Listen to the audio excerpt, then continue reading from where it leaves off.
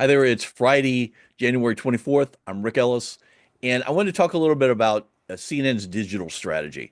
As you probably know, they've laid off a couple hundred people this week, and the theory behind it is, oh, look, we're laying these people off from our traditional news gathering operation. We're shifting over to digital.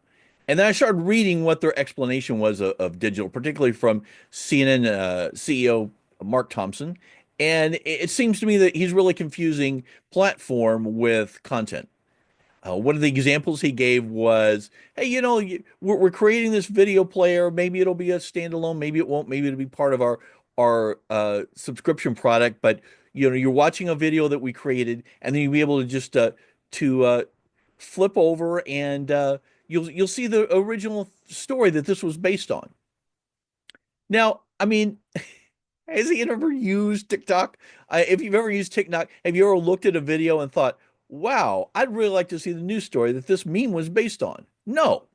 And I have trouble believing that there's going to be much of a desire for it with CNN product. Now, granted, CNN's audience, like all cable news audiences, is old.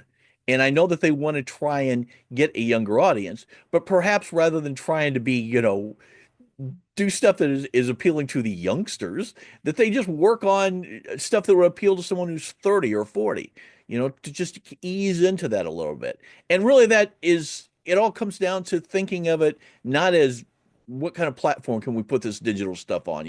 How can we make all the bells and whistles that look like everything else that people are using and it's going to look really flashy, because that never works. I mean, it hasn't worked really in the entire history of news operations. And I'll give you a perfect example. I was talking about this on social media yesterday. And by the way, if you're on Blue Sky, my username there is all your screens. So please follow me. I got into this discussion with someone, and I was talking about how 20 years ago, I was a managing editor of an NBC O&O in Birmingham, Alabama. And, there's 13 NBC O&O stations at the time. And NBC decided their NBC digital division decided that each TV station should create their own individual news videos, right?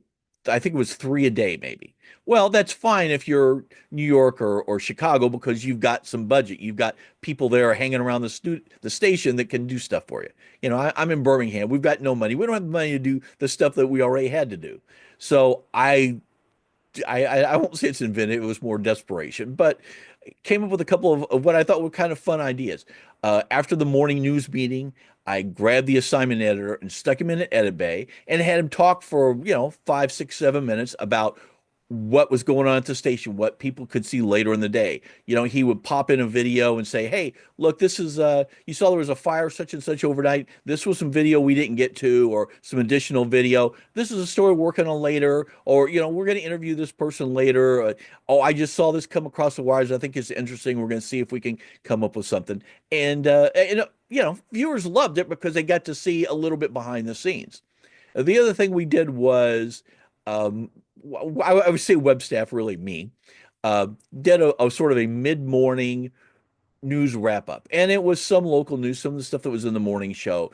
But it was also, look, this is what was in the local newspaper, or this was in one of the newspapers somewhere across the state. Here's some, entertaining story, some not celebrity, but fun stuff. I used to have a segment where it's okay, this is something else that will probably kill you. And it was always some science thing that warned you that you shouldn't eat this or that. And once again, it was different and quirky, and viewers loved it. Well, the NBC digital people hated it. They thought these things were not professional. This was not what they wanted to see. And so they replaced them with just two videos of anchors just reading copy from the morning news program. And, of course, no one watches stuff because, number one, if they're watching the station, they probably have already seen it. And most of the people who are looking at this video, they're on the website, so they are watching the station already. And it really was a misunderstanding of what digital is all about. And I worry about this with CNN. I don't see a sense that they're saying to themselves, what can we do to differentiate our digital content in some substantive ways, geez, from the linear TV product, and that means maybe doing some long form video podcast type interviews, doing some, sending people out with cameras all across the country, and local stations, whatever. Take advantage of those local affiliates. You do some stuff that you're not seeing on the main product, and that's the kind of stuff that people want to see in digital.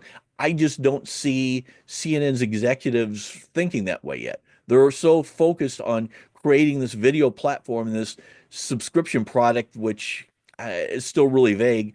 I don't want to say it's not going to work. I'm skeptical of it. I will, of course, be checking it out.